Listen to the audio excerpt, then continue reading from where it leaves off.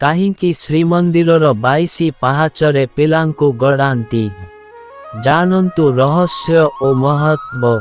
ପୁରୀ ଶ୍ରୀଜଗନ୍ନାଥ ମନ୍ଦିର ରହସ୍ୟ। ବନ୍ଧୁଗଣ, ସନାତନ ଧର୍ମର 4 ଆଦି ପୀଠ ମଧ୍ୟରୁ ଅନ୍ୟତମ ପୁରୁଷୋତ୍ତମ କ୍ଷେତ୍ର ପୁରୀ। ରତ୍ନ ବେଦୀରେ ବିରାଜମାନ ଚତୁର୍ଦ୍ଧାମୂର୍ତ୍ତିଙ୍କୁ ଚର୍ମଚକ୍ଷୁରେ ଦର୍ଶନ କରିବା ପାଇଁ ପ୍ରତିଦିନ ଦେଶର କୋଣ ଅନୁକୋଣରୁ ହଜାର ହଜାର ଭକ୍ତ ଶ୍ରୀମନ୍ଦିର ଆସୁଛନ୍ତି। ସିଂହଦ୍ୱାର 22 ପାହାଚ ଦେଇ ଶ୍ରୀମନ୍ଦିରକୁ ପ୍ରବେଶ କରି ରତ୍ନ ସିଂହାସନରେ ମହାପ୍ରଭୁଙ୍କ ଦର୍ଶନ ଲାଭ କରନ୍ତି ଶ୍ରଦ୍ଧାଳୁ। ତେବେ ସେହି 22 ପାହାଚକୁ ନେଇ ରହିଛି ଅନେକ ଇତିହାସ, କିମ୍ବଦନ୍ତୀ ଓ ପୌରାଣିକ କଥାବସ୍ତୁ। ଶ୍ରୀମନ୍ଦିରର ସିଂହଦ୍ୱାର ଗୁମୁଟରୁ ଆରମ୍ଭ ହୋଇ ଭିତର ବେଢ଼ା ପର୍ଯ୍ୟନ୍ତ ଲମ୍ବିଥିବା 22 ପାହାଚ ଅତ୍ୟନ୍ତ ପବିତ୍ର ସ୍ଥାନ। ଏଠାରେ ଛୋଟ ପିଲାଙ୍କ ଆୟୁ ବୃଦ୍ଧି ପାଇଁ ମାତା ପିତାମାନେ ସେମାନଙ୍କୁ ଗଡ଼ାଇ ଦେଇଥାନ୍ତି। ପିତୃପୁରୁଷଙ୍କ ଆତ୍ମାର ମୁକ୍ତି ପାଇଁ ମହାଳୟା ଅମାବାସ୍ୟାରେ 22 ପାହାଚରେ ଶ୍ରାଦ୍ଧ ଏବଂ ପିଣ୍ଡ ଦାନ କରିଥାନ୍ତି ଶ୍ରଦ୍ଧାଳୁ। ତେବେ ସବୁଠୁ ବଡ଼ କଥା ହେଉଛି 22 ପାହାଚରେ ରହିଛି ଯମଶିଳା।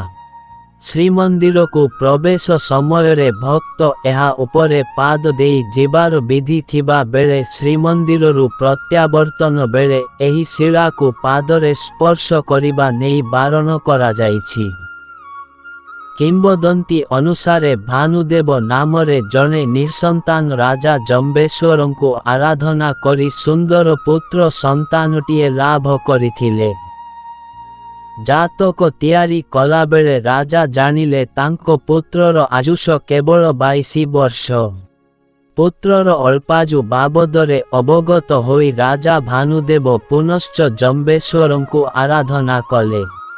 ଜମ୍ବେଶ୍ୱର ରାଜାଙ୍କ ଭକ୍ତିରେ ସନ୍ତୁଷ୍ଟ ହୋଇ ଶ୍ରୀମନ୍ଦିର ଭିତରେ 22 ପାହାଚ ନିର୍ମାଣ କରିବାକୁ ଆଜ୍ଞା ଦେଲେ। ରାଜା 22 ପାହାଚ ନିର୍ମାଣ କରି ତାଙ୍କ ସନ୍ତାନର ଆୟୁ ବୃଦ୍ଧି ପାଇଁ ସେହି 22 ପାହାଚରେ ଗଡ଼ାଇ ଦେଇଥିଲେ।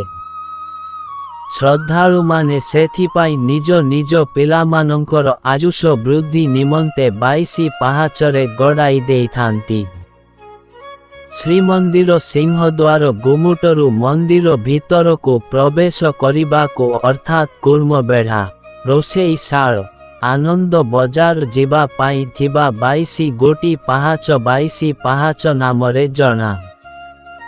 22 ପାହାଚ ବଉଳମାଳା ମାଙ୍କଡ଼ା ପଥରରେ ତିଆରି। ପାହାଚଗୁଡ଼ିକର ଓସାର 6 ଫୁଟ, ଲମ୍ବ 70 ଫୁଟ ଓ ଉଚ୍ଚତା 6 ଇଞ୍ଚରୁ 7 ଇଞ୍ଚ ମଧ୍ୟରେ ହେବ। 22 ପାହାଚରେ ପିତୃପୁରୁଷଙ୍କୁ ଶ୍ରାଦ୍ଧ ଦିଆଯାଏ।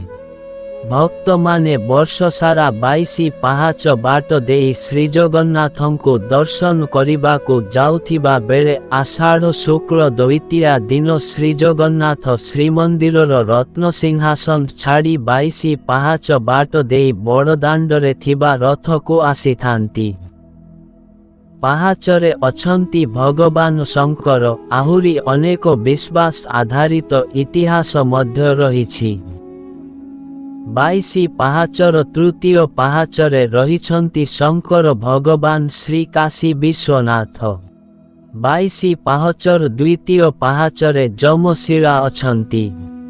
ଯେତେବେଳେ ଭକ୍ତମାନେ ଶ୍ରୀମନ୍ଦିରକୁ ପ୍ରବେଶ ସମୟରେ 22 ପାହାଚ ଦ୍ୱିତୀୟ ପାହାଚରେ ଥିବା ଯମଶିଳାକୁ ପାଦ ସ୍ପର୍ଶ କରି ଯାଆନ୍ତି, ତାଙ୍କର ସମସ୍ତ ପାପ କ୍ଷୟ ହୋଇଯାଏ।